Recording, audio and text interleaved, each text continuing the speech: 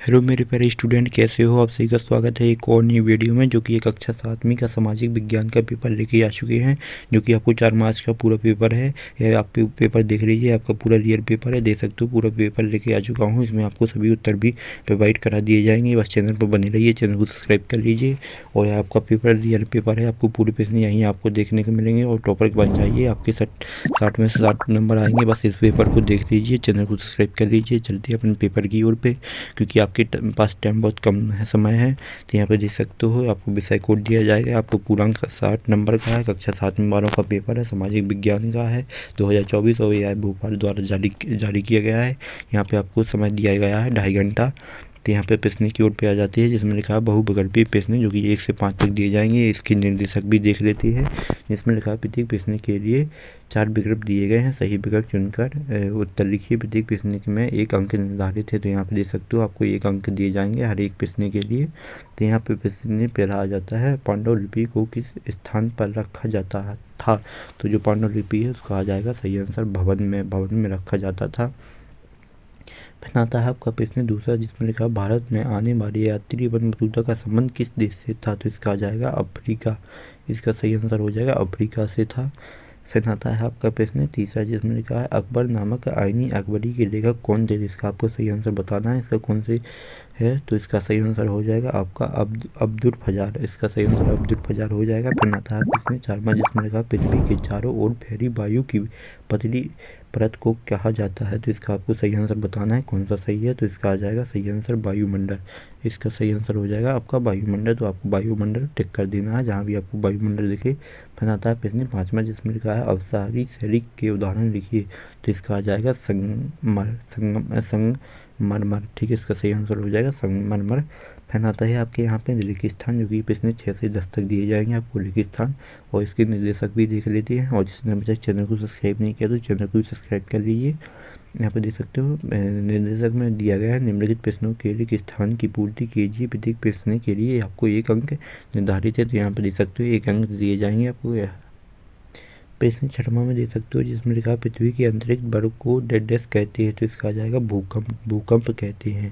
ठीक है, भूकंप कहते हैं, जो कि पृथ्वी के अंतरिक्ष वर्ग को भूकंप कहते हैं। फिर आता है आपका प्रश्न सातवां, जिसमें लिखा है डैश एक जनजाति बीमारी है? तो इसका आ जाएगा हैजा।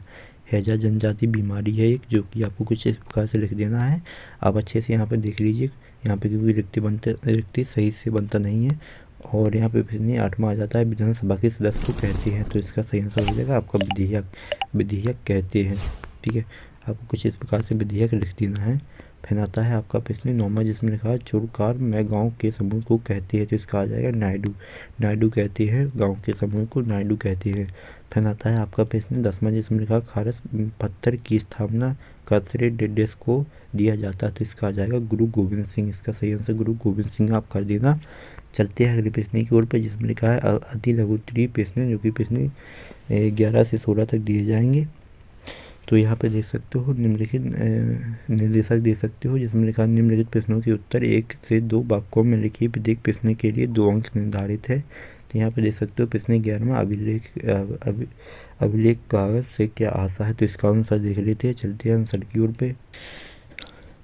तो इसका आंसर आप देख सकते हो, जिसमें लिखा अभिलेख एक स्थान जहां दस्तावेज और पांडुलिपियों का संग्रहित किया जाता है था, उसे अभिलेख कहते हैं। तो इसका आंसर आप दे सकते हो। फिर आता है आपका प्रश्न 12वां, जिसमें लिखा पर्यावरण से क्या आशा है? तो इसका आंसर देख लेते हैं। पर्यावरण से क्या आशा है आपको बता देना है। इसका बहुत सिंपल सा प्रश्न है, बस आपको एक बार पढ़ लेना। जिसमें लिखा किसी भी जीवित प्राणी के सामने पाए जाने वाले लोग स्थान वस्तु के प्रयुक्त को पर्यावरण कहते हैं।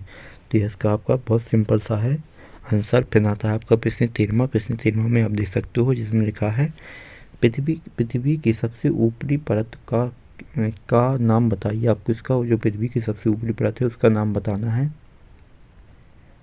तो यहाँ पे आप देख सकते हो पृथ्वी की सबसे ऊपरी परत को भूपट्टिका कहते हैं। तो इसका सही आंसर आप देख सकते हो भूपट्टिका कहते हैं। चलते हैं प्रश्न 14वां की ओर पे।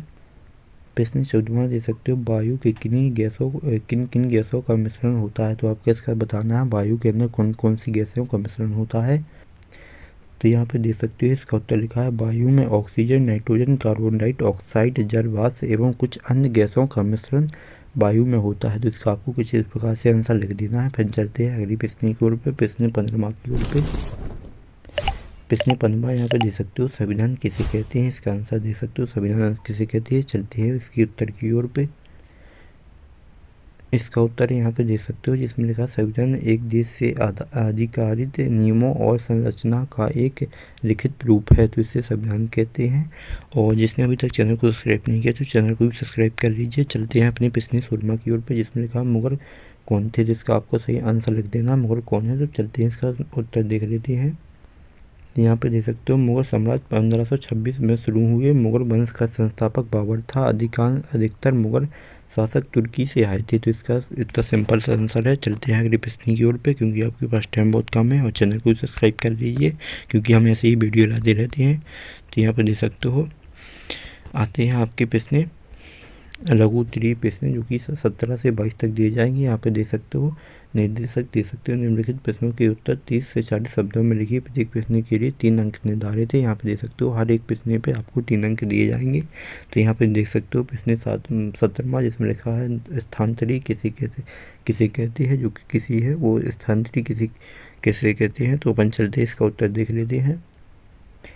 तो यहाँ पे देख सकते हो, किसी वन के पेड़ों को, झाड़ियों को पहले काटा और जलाया जाता है, फिर उसकी राख में ही फसल को बोया दिया जाता है। जब जमीन अपनी उर्वरता खो देती है, तब जमीन के दूसरे टुकड़ा साफ किया जाता है और इसी तरह से फसल उगाई जाती है। तो इसका आपको सही आंसर ये कर देना है। फिर आता है प्रश्न 18वां। प्रश्न 18वां यहाँ पे दे सकते हो। तो प्रश्न 18वां में देख सकते हो, दैनिक जीवन में हम खनिजों का उपयोग कहाँ कहाँ करते हैं। तो इसका आप उत्तर देख लीजिए। इसका उत्तर देखिए, खनिजों का उपयोग मानव जाति के लिए बहुत महत्वपूर्ण है। कुछ खनिजों का उपयोग हम हमारे द्वारा ईंधन के रूप में, जैसे कोयला, प्राकृतिक गैस, पेट्रोलियम, लोहा, एल्यूमीनियम, सोना, चांदी, जिंक, तांबा का उद्योग आदि के अवशोषित उपकरण के रूप में करते हैं। तो इसका आपका 18वां का उत्तर कर देना है। तो चलते हैं प्रश्न 19वां की ओर। प्रश्न 19वां देख सकते हो, जिसमें लिखा है वस्तु विनिर्माण पद्धति के विकास किस प्रकार हुआ है, लिखिए। तो इसका आंसर देख लेते हैं। वस्तु विनिर्माण की पद्धति गांव में प्रचलित है। यहाँ लोग अन्न बदलते अन्न किसी भी वस्तु से आदान प्रदान कर देते हैं। इस समय के पद्धति का स्थान रुपयों पैसों से नहीं लिए हैं, अर्थात वस्तु विनिर्माण प्रणाली के माध्यम से लोग की एक दूसरे की आवश्यकता की पूर्ति होने लगी। यह काफ़ी आसान भी है। इसी प्रकार की पद्धति को विकसित होती चली गई। तो इसका फिर चलते हैं प्रश्न 20वां की ओर पे। प्रश्न 20वां में यहाँ पे देख सकते हो, प्रश्न 20वां में लिखा है मौसम और जलवायु में अंतर लिखिए। आपको मौसम और जलवायु में अंतर लिखने हैं, जो कि बहुत सिंपल से उत्तर है। तो यहाँ पे देख सकते हो, मौसम एक अल्पकारी अर्थ थोड़ा समय के लिए घटित मौसम घटना है, जबकि जलवायु मौसम की दीर्घकालीन रूप में है। तो चलते हैं प्रश्न 21वां में की ओर पे। और जिसने अभी तक चैनल को सब्सक्राइब नहीं किया तो चैनल को भी सब्सक्राइब कर लीजिए।